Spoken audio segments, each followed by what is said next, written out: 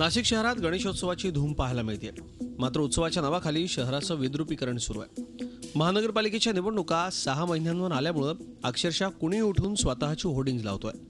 या चमकोगिरीमुळे केवळ शहर विद्रूप होत नाहीये, तर ही होर्डिंग्ज अपघातांनाही आमंत्रण देत आहेत। आगामी निवडणुकीचं वर्ष असल्यामुळे प्रत्येक ठिकाणी राजकीय पुढाऱ्यांचे आणि कार्यकर्त्यांचे मोठमोठे होर्डिंग लावले जात आहेत की ज्यामुळे ट्रॅफिकला तर विद्रुपीकरण तर होतच आहे, त्याचबरोबर ट्रॅफिकला अडथळा होतो। चौकामध्ये लावणाऱ्या होर्डिंगमुळे समोरून येणारी वाहनं दिसत नाही, त्यामुळे अपघातातही वाढ झालेली आहे। यासाठी महापालिका प्रशासन जबाबदार आहे।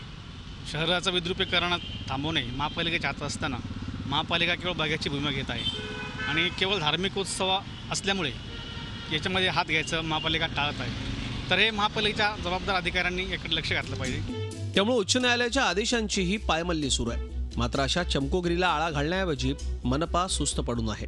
विभागीय अधिकाऱ्यांनी त्याच्या सूचना दिलेल्या आहेत की माननीय उच्च न्यायालयाचे आदेश आहेत, ज्यांना कोणाला महानगरपालिकेची परवानगी घेऊन लावता येईल, परंतु अनधिकृतरित्या जर अशा पद्धतीने कोणी होल्डिंग लावले असतील, बॅनर लावले असतील, तर या संदर्भात आमच्याकडे आज प्रथम सिडको विभागामध्ये कारवाई सुरू आहे।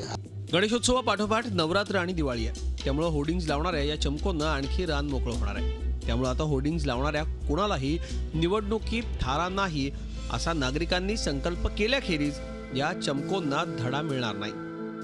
मुकुल कुलकर्णी, झी मीडिया, नाशिक।